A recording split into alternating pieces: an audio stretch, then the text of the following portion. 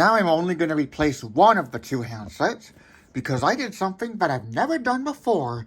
I took the goods out of the broken handset, this one with a bad display, and I put them in to this handset.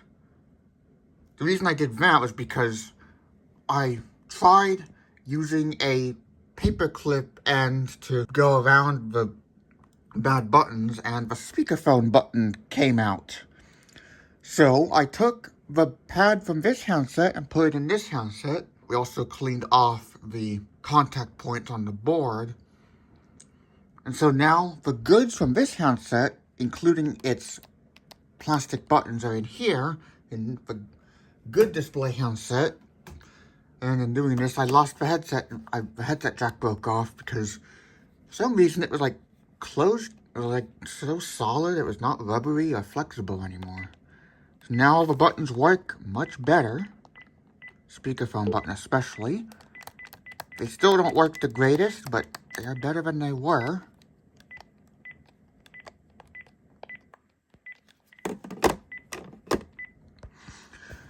And in part one, I mentioned that press-down contacts were starting to become rare for Panasonic at around this point. I was totally wrong on that. Up until 2008, it seems, unless the handset laid down or was reversible, they were always press-down contacts. Up until I played with my grandparents' Uniden 1580-2, when that went in my sort of collection over there at their house in late 2012, December 2012, I thought only reversible handset ones had click contacts, and that messaging bases and chargers always had press-down contacts. Because when my grandparents gave me this handset, this has press-down contacts, I just thought that's how all messaging bases and chargers were. And that click contacts were only found on models where the handset lays down or is reversible. So like this, which is reversible, or like this, where the handset chargers only face down. But chargers and most messaging bases today do have click contacts. This is not realizing that the Radio Shack Take-Apart phone was click contacts, but it didn't really sound clicky. So up until 2008, all non-lay-down bases, Panasonic bases, had press-down contacts. Pretty much all of them. I can't think of any that had click contacts. Because even the 5100, the 2730, all those have press-down contacts. And most of them, a lot of them had the handset retainer in the middle. I'm not sure how many had the posts next to the charge contacts like this and the 1032 do. So the 1032 is actually the first charger to have click contacts when it's not for a lay-down or reversible handset model. So this has the contacts on the back, and you can see this only has the holes, the posts for the contacts. So on the base of this one, it's press-down contacts, but then on the charger, it's click contacts. But then by the time we get to models like this, they're all click contacts.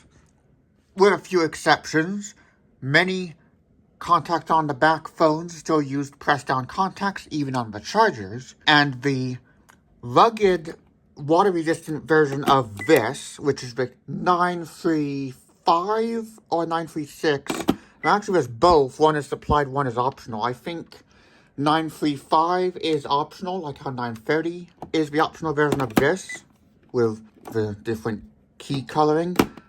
And 936 would be the supplied only version, just like how this, the 931, is not optional. So, the 935 and 936 is basically if these two handsets joined up.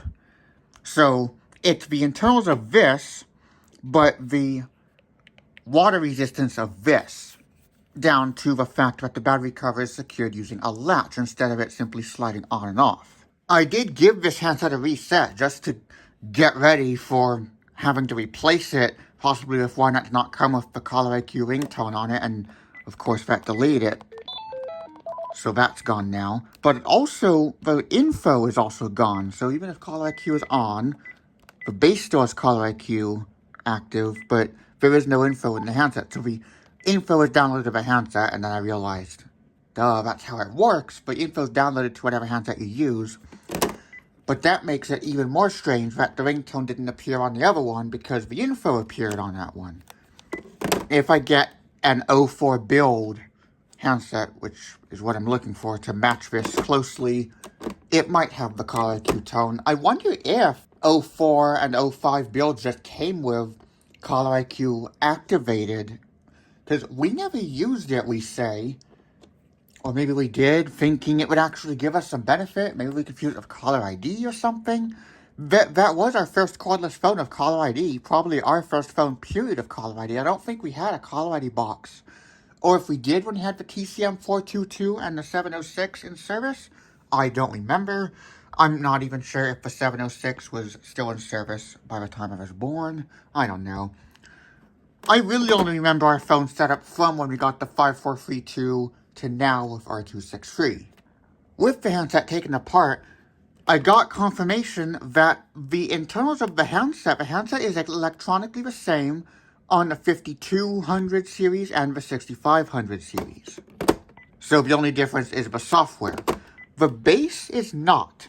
Even though it might look like that, it's physically, in terms of the button layout, it is the same. Instead of 3 mailboxes and an answer button, it is line 1, line 2. It is some buttons up here, and then the line select button, or no, line buttons and an answer on button. Program auto is somewhere else because these are the line buttons. And then this big answer button is a big play stop button. That's probably how this design came to be. This was probably designed first for the 6500 and then applied to the 5200 later on, and that resulted in this big answer button. They could have instead did mailbox 1, mailbox 2, mailbox 3 all on this big button here, or 1, 2, 3, like that. But then they would have had some buttons that didn't do anything. But I mean, they could have just filled that up, because I mean, they are already changing the shell, what they write on this part of the shell, and of course the model number on the top. So the base circuitry is not labeled as being for the 6500 as well. And looking at the FCC documentation, you can see the internal photos, and the board definitely has no space for that second jack. So the 5200 board does not have a space for the second jack that the 6500 board would have had. So the board is not the same, while you might think it is, considering the button layout's the same. So they just made the button layout the same. The board is not the same. Or actually, it could be the top board might be the same, the bottom board might not. Because the base is usually made up of a top and a bottom board, while on the handset it's only made up of one board with components on both sides. So this side of the board would have the contact points for the buttons and for the display and earpiece. And then the other side would be the circuitry, the chips, the battery connectors, contacts, and whatnot. And then the speaker connects with wires. Unfortunately, the speaker on the broken handset broke, so now I'm definitely not using that. And the display seems to have gotten worse. Now it's completely blank. But now I only have to replace one of the handsets instead of having to replace them both, because this handset is now in pretty good condition.